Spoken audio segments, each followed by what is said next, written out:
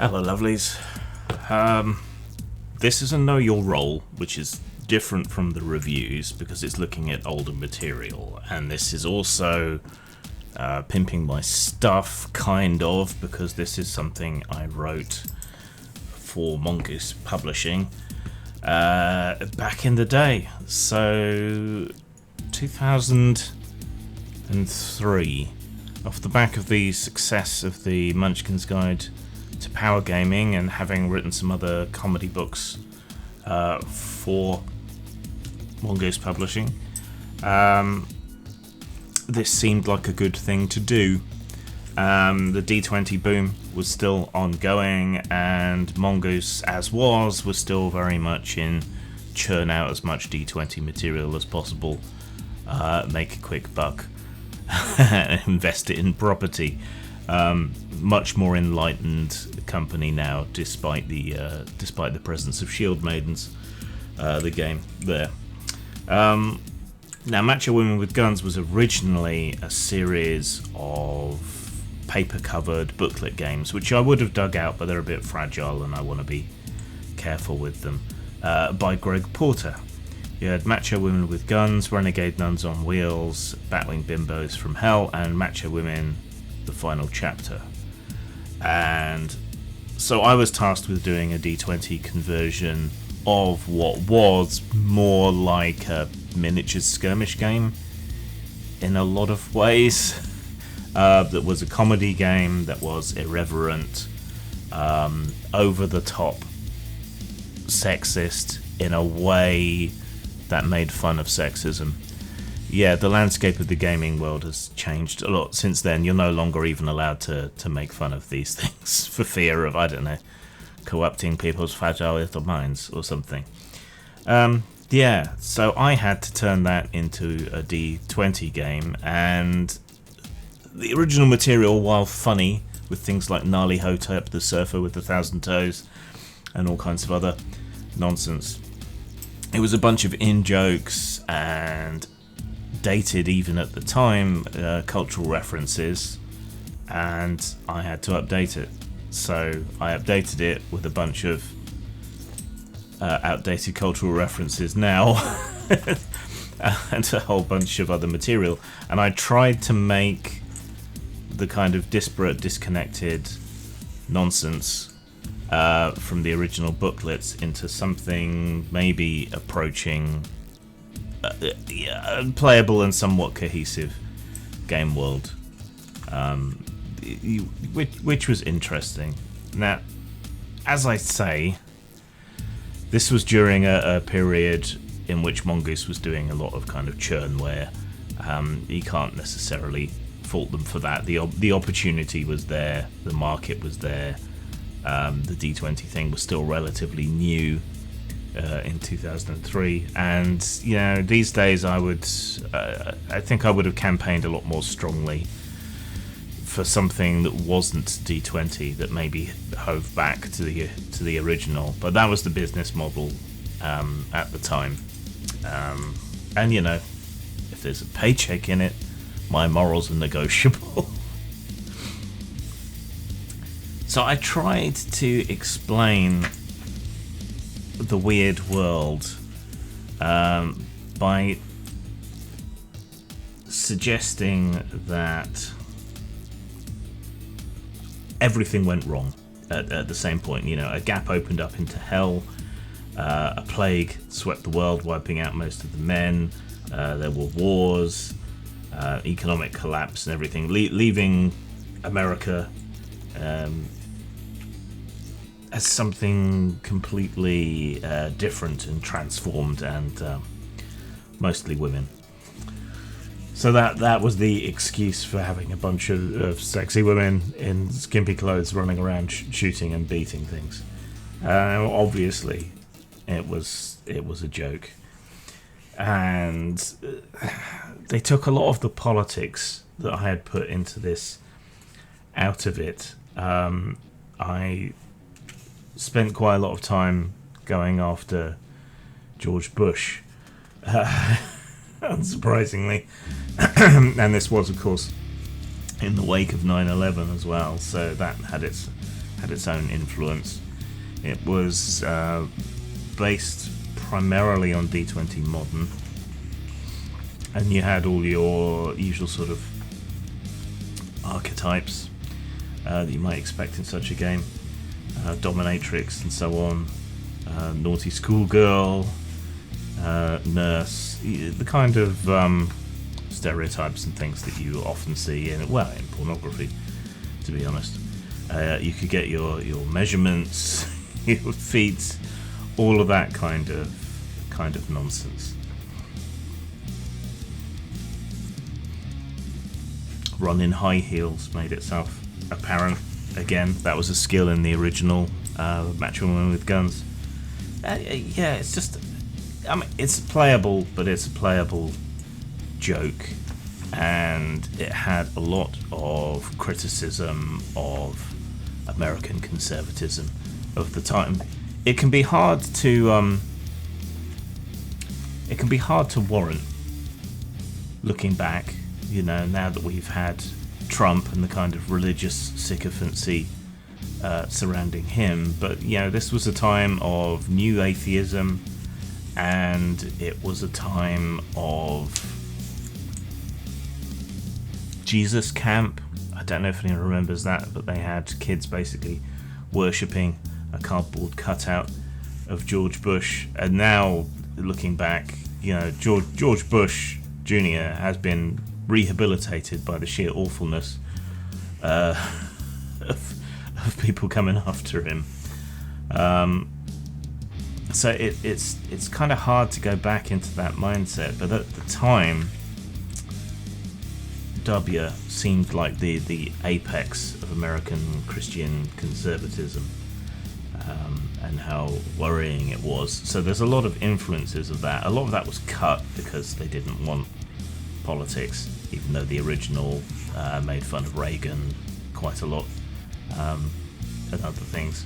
But yeah, so the work was somewhat castrated. There's also a terrible, well, I guess the work being castrated is kind of applicable to the setting.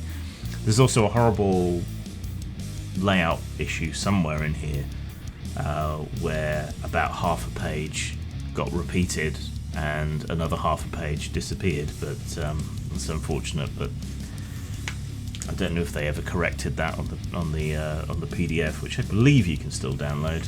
I'm not sure. But yeah, trying to turn all of those disparate elements, like the crusading warrior nuns on the motorbikes, the standard macho women with guns, bring in the kind of things that D20 players wanted, like magic and so on, reconciling that through portals and so on from other realities, that sort of thing, and having the enemies be things like a Terminator ripoff. So Texas remains a militantly sort of masculinist state that fills out its ranks with robots because they don't have enough men, and Terminators, but they're called Inseminators, things like that. So they're trying to reassert masculine control over the continental United States. Of course, we've got advanced classes, which were the equivalent of prestige classes, and all the effects that those had. So, I mean, it is a fully featured game, and it does have a fully featured world, but obviously it's all very, very silly. And just like the original Macho Women with Guns, I think the appeal was the kind of meta to it, the fact it was a joke, but it was a playable joke. Whereas things like Nymphology or Quintessential Temptress or Slayer's Guide to Rules Lawyers or Slayer's Guide to Female Gamers were never really meant to be particularly playable. They were just meant to be jokes. This was at least a playable joke. I mean, Quintessential Temptress, I kind of did the same thing. I made it a playable joke. I did feel that Mongoose were a little bit too timid here. I mean, I'm not sure if it's later or not, but the the Conan series that they did, which was a pretty good, even considering it was D20. They had nipples in, but in this book we didn't really have any nipples. So shit will get off the pot, I guess is what I'm saying. I'm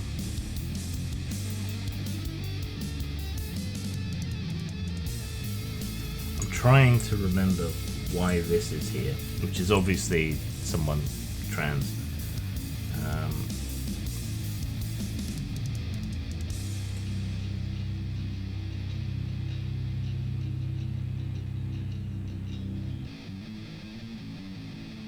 Here it is. So the virus that killed men largely spared San Francisco and the west coast of the United States. This event called the Dang.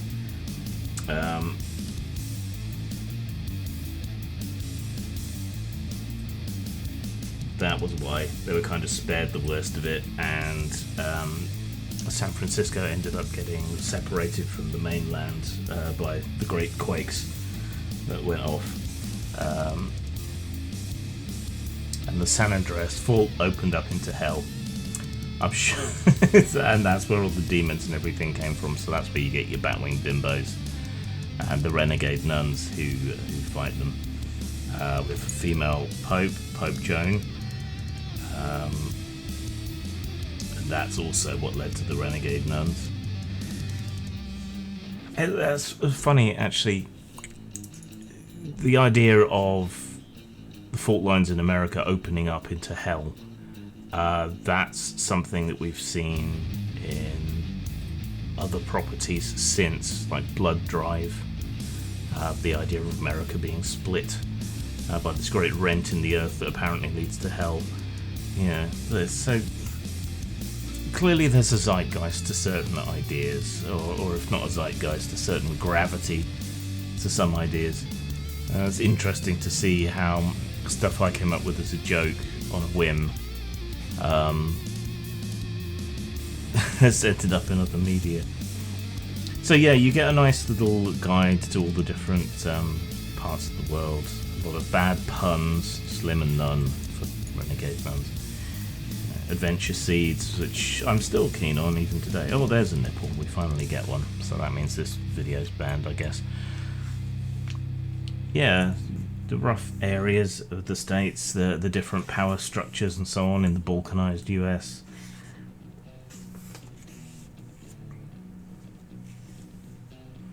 Why is the internet still up and running? Considering the world has largely ended. And of course, the devil has returned to Earth, but he's realised that the Earth needs to be civilised in order to be corrupt. So, the devil and the Batwing bimbos are trying to replace and update the world. Keep it going. And then we got into the monsters. Cthulhu, Countess Dracula, Cupid, because you don't want to fall in love with things, so he's an enemy that you can fight and get rid of. Dip ones and Gnarly Hotep, those were taken from one of the Macho Women books, so they were already Cthulhu puns, so I was kind of going into that. We've got Giant Buffalo, Gnarly Hotep.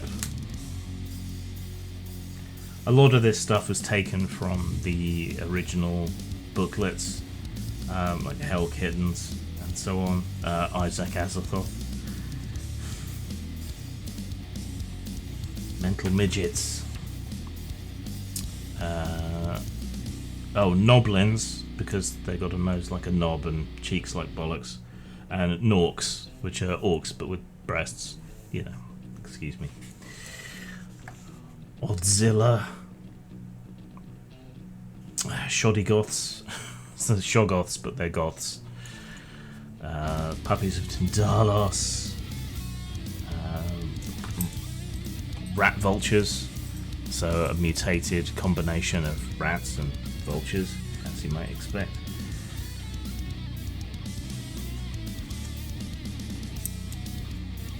furries. Yeah, a lot of silly stuff here. A lot of this obviously was taken from the original by Greg Porter, but then I just added a bunch of nonsense and ideas from my home group and things like that. It's got Walt Disney's head in a robot, things like that.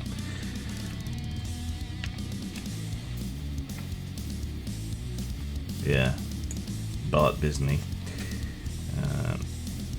And so Disneyland is churning out a whole bunch of killer robots. So kind of like how in Fallout Vegas you've got the evil genius at the heart of that and his army of robots. I guess you kind of have the same thing, but Disneyland. Battle Wall Netbots, those were a thing in Macho Women. We got aliens who have come to Earth to find women, obviously. Then we've got the Texan sperminators, hunter impregnators, and so on, because Texas is like very, very masculine, so kind of making fun of that. They made me do a sample adventure. I have never liked doing sample adventures, so I think I kept it extremely short because the scenarios in Macho Women were extremely short as well. So, I mean,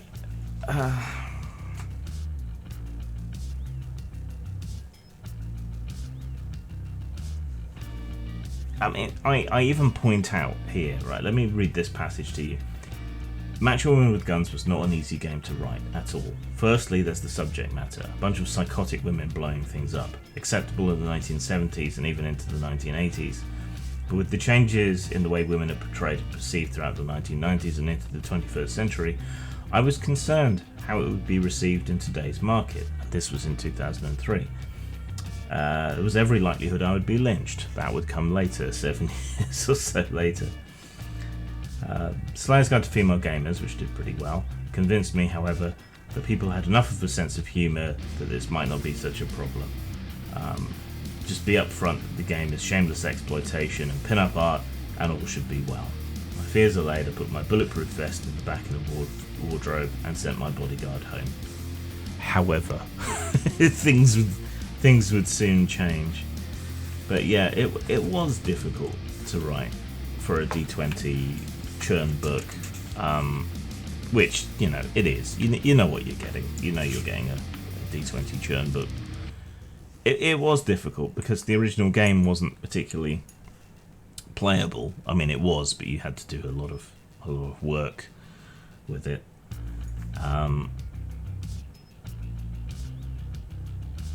But yeah, it was hard bringing all those disparate elements together.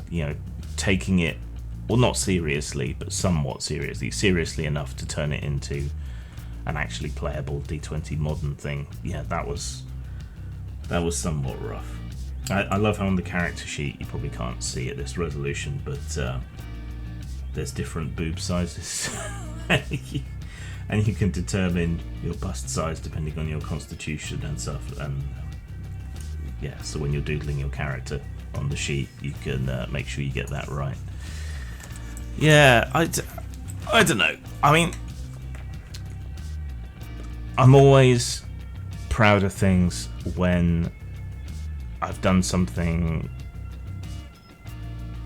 that someone else has created and I've done it well, as an update. And turning Macho Women with Guns and its various supplements into a playable game in a cohesive world, that was a great deed, worthy of Hercules. I think it's a pity that it was D20 churnware, but overall, I think the humour still shines through if you have a sense of humour. I believe you can still get this in PDF from Mongoose if you should be so inclined, and it's an interesting snapshot of the time. D20 modern, the D20 boom and glut, and how there was still room for doing irreverent, comedic, somewhat edgy nonsense in 2003 2003, 2004, and it would be 5, 6, 7 years later that everything would go to shit and the community would become so much more censorious, have so much less of a sense of humour. I appreciate this is more of a sort of rambling, unstructured video than usual, but I always feel awkward when it comes to talking about my own work, but people keep telling me I should do it more. Hopefully I've provided a few sort of insights into the time and the process and the nature of the industry back then, when I was somewhat fresh to working in it professionally still. Zang.